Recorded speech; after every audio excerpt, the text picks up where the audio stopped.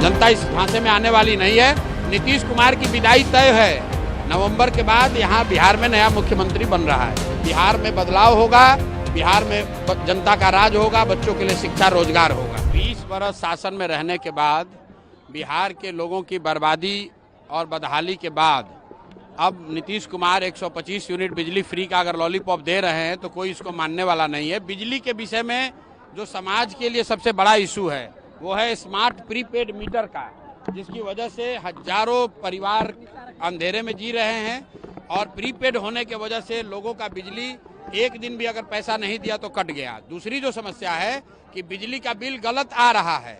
आप बताइए, अगर 100 रुपए के बजाय 500 रुपए बिल आए और फिर उसमें 100 यूनिट आप फ्री कर दीजिए, उससे फायदा क्या है? लोगों का तो उससे नुकसान है।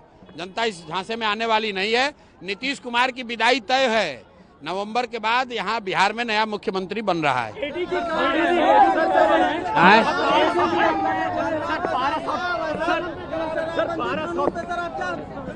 हॉस्पिटल में गोली मारी गई है। भाई देखिए, पारस हॉस्पिटल में जो गोली चली है, हत्या हुई है, अभी कल भी मैंने आप लोगों को कहा है कि बिहार में कानून व्यवस्था की स्थिति लगातार बिगड़ेगी, अभी और बिगड़ेगी।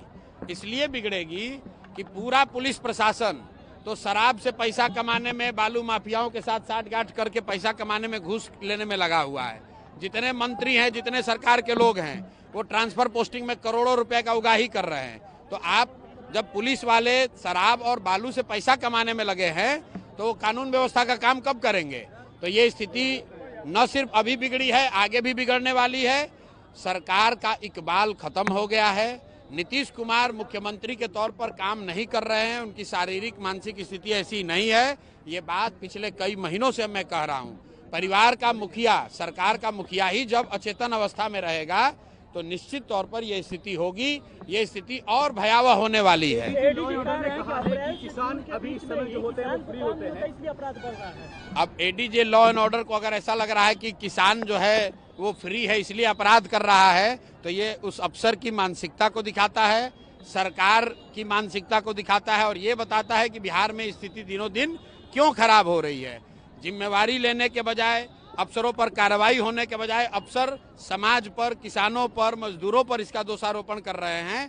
पारस हॉस्पिटल में जहां पर यह हत्या हुई है वो कोई किसान जाकर थोड़ी ना मारा है। वीडियो जारी हुआ है, देख लीजिए।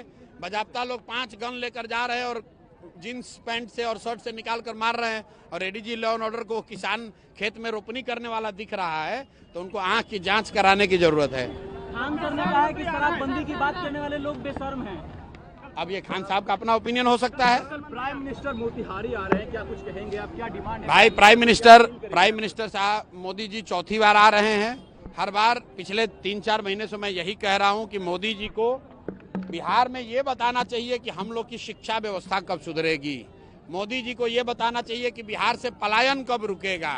मोदी जी को ये बताना चाहिए कि यहाँ रोजगार फैक्ट्री कब होगा ताकि बच्चों को गुजरात और महाराष्ट्र 10-12 हजार रुपए के लिए न जाना पड़े। बाकी की जो बात कर रहे हैं मोदी जी, एक ट्रेन दे देंगे, एक रोड बना देंगे, इसकी हम लोग को जरूरत नहीं है। ये हम लोग सब अपने से कर सकते हैं। हम लोग के बच्चों के लिए रोजगार होना चाहिए, पलायन बंद होना चाहिए। 2 रुपया कम मिले लेकिन बच्चे अपने परिवार के साथ रह सके, लोग अपने परिवार के साथ रह सके, पढ़ाई कर सके, रोजगार कर सके। लोगों की ये इच्छा है। और आपने अभी सभा में देखा, मैंने पूछा भाई अगर वोट बिहार का है तो फैक्ट्री कहाँ लगना चाहिए? लोगों ने कहा बिहार में लगना चाहिए। और मैंने ये भी पूछा कि बताओ 15 साल में आप मोदी को वोट दे रहे हो, बिहार के लोग, मोदी जी ने फैक्ट्री कहाँ लगाया है, बिहार में कि गुजरात में? तो हर व्यक्ति कह रहा है कि नहीं, गुजरात में लगाए हैं। और फिर मैंने लोगों से पूछा कि ये आपको आगे मंजूर है? तो लोगों ने कहा ये मंजूर नहीं है। अब ये नहीं चलेगा कि आप वोट बिहार में लीजिएगा और फैक्ट्री गुजरात में लगाइएगा। बिहार में बदलाव होगा, बिहार में जनता का राज होगा, बच्चों के लिए शिक्षा रोजगार होगा।